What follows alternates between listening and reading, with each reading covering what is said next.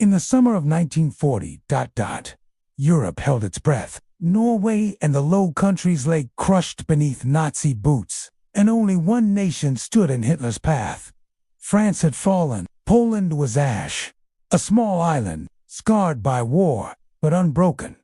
Britain alone would give birth to one of history's most heroic battles, fought not on land or sea, but in the skies. Hitler believed the British would beg for peace, that their will would shatter just as quickly as the French. The English Channel was too wide, too dangerous, unless the Luftwaffe, Germany's air force, first destroyed the Royal Air Force.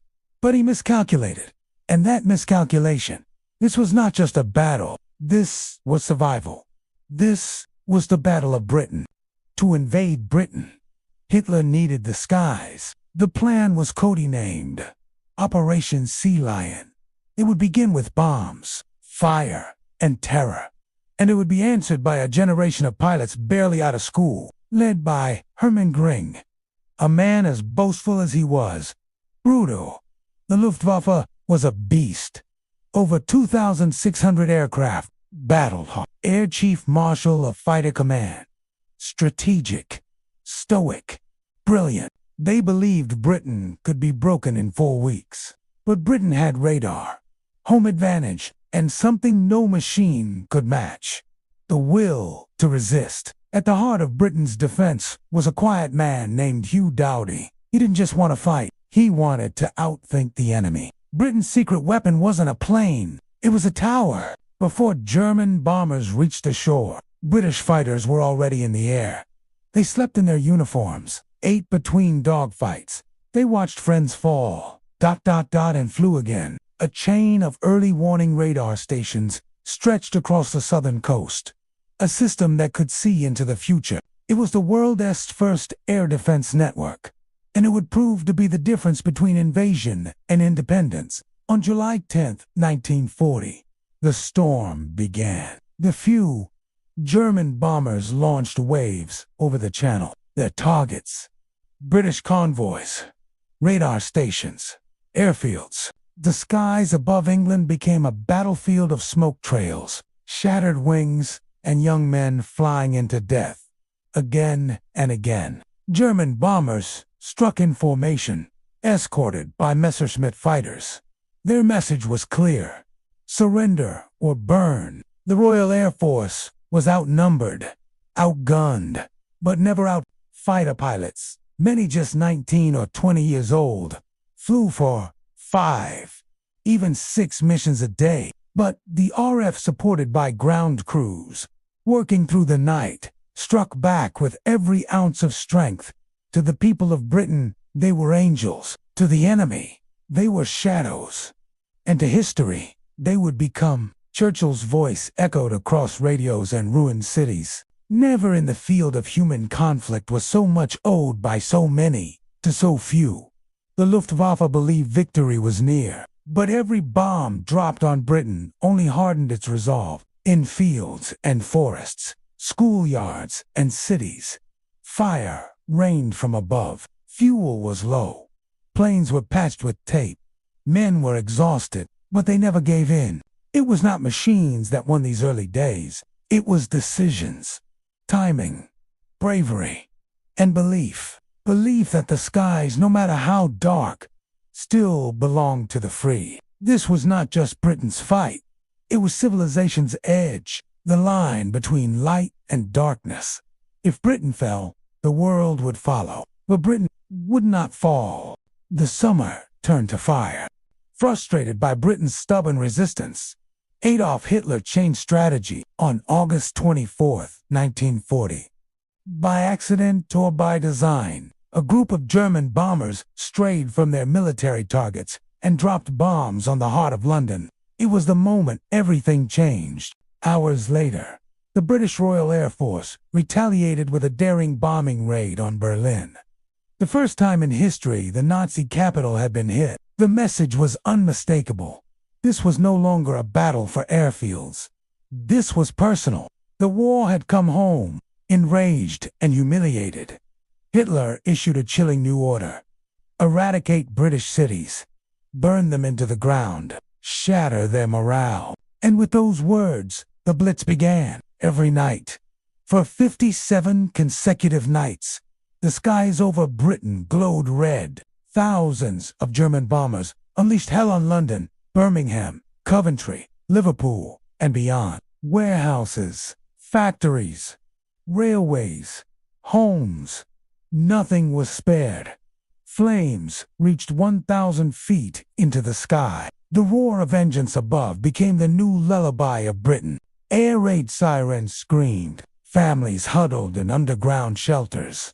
Children were evacuated to the countryside. The British people, once defiant in the daylight, now endured the darkness. Yet, thing refused to break. Civilians dug through rubble with bare hands.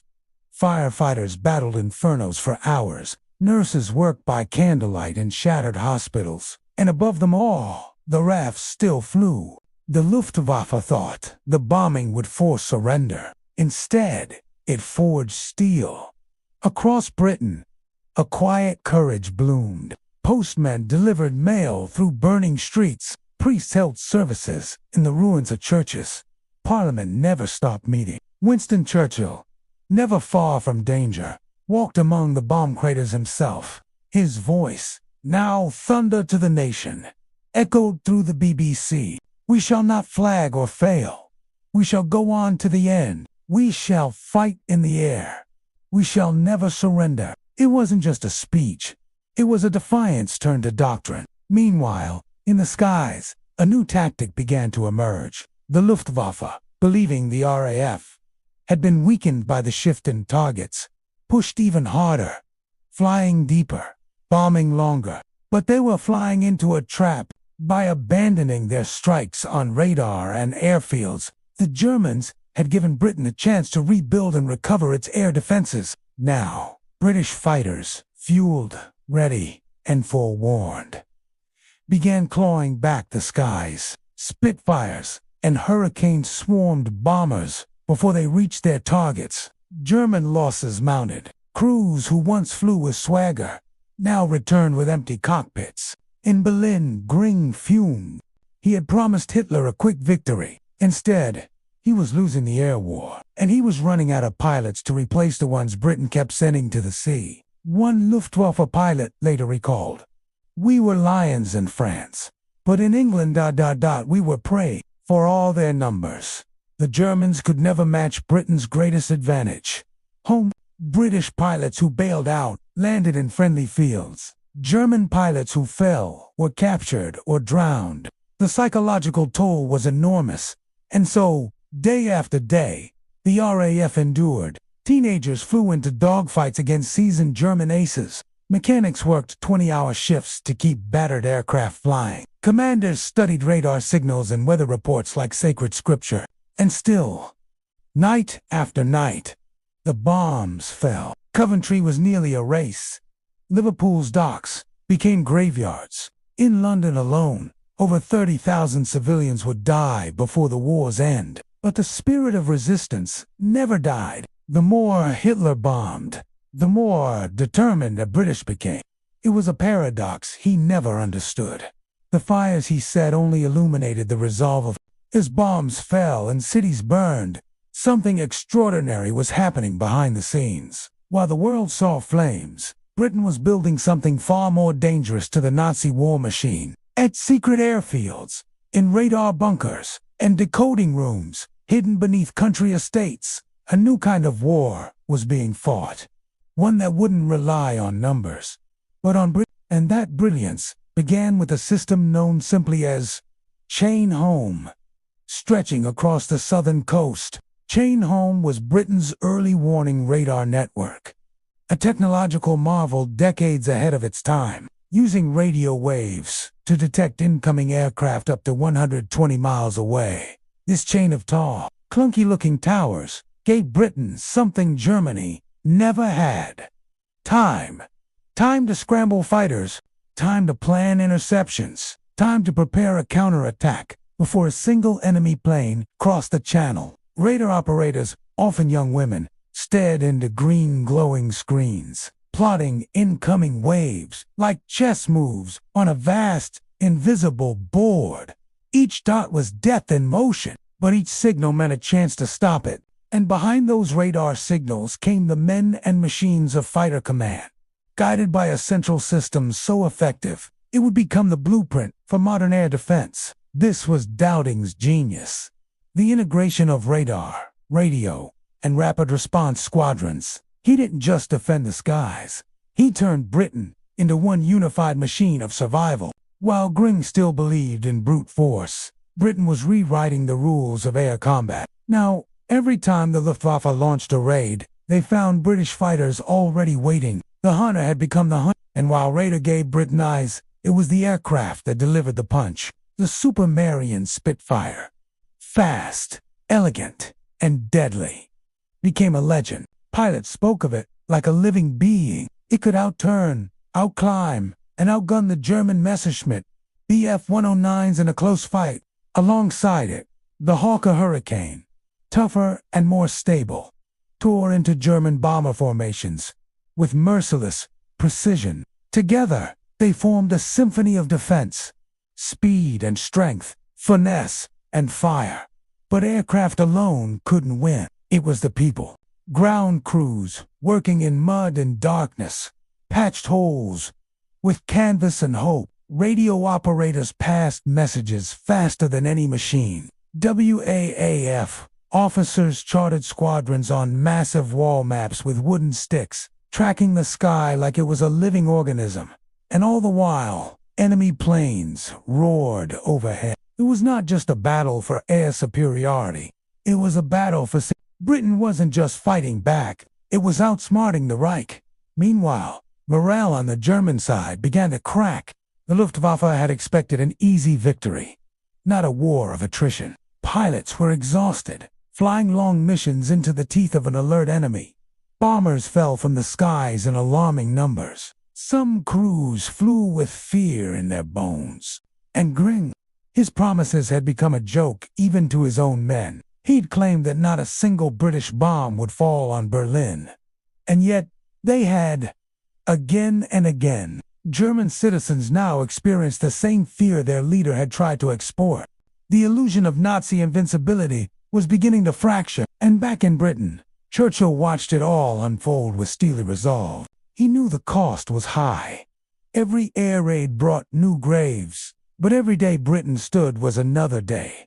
The world could believe that resistance was possible. At night, Londoners watched the skies through cracked windows, listening for the engine hum that meant death was coming.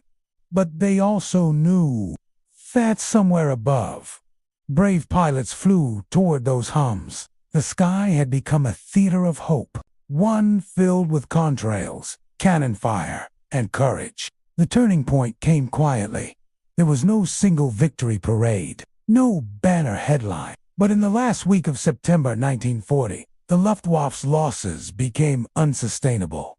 The raids grew fewer, the formations thinner, and slowly, almost reluctantly, Germany began to pull back. Operation Sea Lion, Hitler's grand invasion plan, was officially postponed, then quietly abandoned. The Reich had failed to break Britain. It was the first time the Nazi war machine had been stopped, and it had been stopped by schoolboys in cockpits, engineers with pencils, and commanders who refused to blink. It had been stopped by a nation united in fire, a nation that never surrendered its skies. And in that moment, the future changed. Hitler had proven he could conquer Europe, but now, the world knew he could be resisted, and resistance is where victory begins.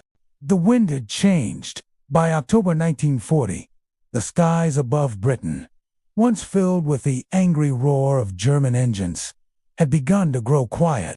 The bombers still came, but not in force. The Luftwaffe's formations were no longer swarms. They were scattered. Their rhythm was broken, their confidence fractured. And as Britain looked upward once more, it saw not invasion, but survival. The Battle of Britain was drawing to a close. But for those who lived it, the scars would never fade. Over 40,000 civilians were killed during the Blitz. Entire neighborhoods had vanished. Cities had burned. Children had been buried. And yet, the island stood. What had begun as a tactical air campaign had evolved into something far greater, a test of will, of identity, and it was in that fire that Britain's soul had been forged. Night after night, as sirens wailed and buildings trembled, the people of Britain learned something. Even Hitler could not bomb out of existence. Resolve. Mothers gave birth in air raid shelters. Teachers held classes in subway tunnels. Bus drivers finished their routes with glass in their hair. The British never glorified the horror, but they endured it. And that made all the difference. At the heart of it all stood one symbol. The RAF. They were young. Many still teenagers. They had no ranks to hide behind. Just cockpit glass, a leather helmet, and the skies, and every time they took off, they knew it might be their last. There were no guarantees. Only duty. Some came from far corners of the world. Canadians, New Zealanders, Poles, Czechs, even Americans who volunteered before their country entered the war. They were united, not by nationality, but by necessity, by one shared mission. Hold the line, no matter the cost. And they did, day by day, sortie by sortie. They turned back a force that outnumbered them 3-1. They didn't ask for glory, they asked for altitude. And when the last dogfight was over, they left behind a legacy that would echo through every generation that followed. Winston Churchill had called them the few. He didn't need to say more. History understood. Meanwhile, on the German side, the consequences were monumental. The failure to subdue Britain was not just a tactical loss. It was a strategic disaster. Operation Sea Lion, the Nazi plan to invade Britain, was officially shelved in October. The Channel would not be crossed. And in Berlin, Hitler turned his gaze eastward, toward Russia. For now, he would leave Britain standing, but in doing so, he gave the Allies a gift no bomb could destroy. Time. Time to regroup. Time to ally. Time to fight back. In those skies, the course of the war had changed, and so had the myth of Nazi invincibility. The Reich had tasted defeat, and the world had witnessed it. For Britain, it wasn't just about surviving. It was about sending a message. We will not fall. Not now. Not ever. And that message echoed far beyond its borders. In the United States, public opinion began to shift. Would now take years, and still never be enough. In Soviet offices, Hitler's image darkened. The empire he promised to build in months. And Britain, though battered, though bleeding, had become the world's symbol of defiance. It stood in the smoke and said, "We're still here." It turned rubble into resolve, loss into leadership, and in doing so, it laid the foundation for everything that would come next.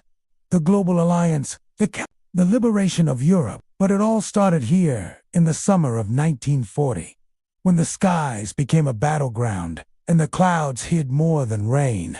They hid courage. Now, decades later, the names of those pilots are etched in stone, their legacies carved into the very soul of freedom. They are not forgotten. They never will be. Because when the world needed heroes, they flew not for medals, not for headlines, but for the horizon was just beginning, and they gave the sky back to the free. The Battle of Britain was over, but its story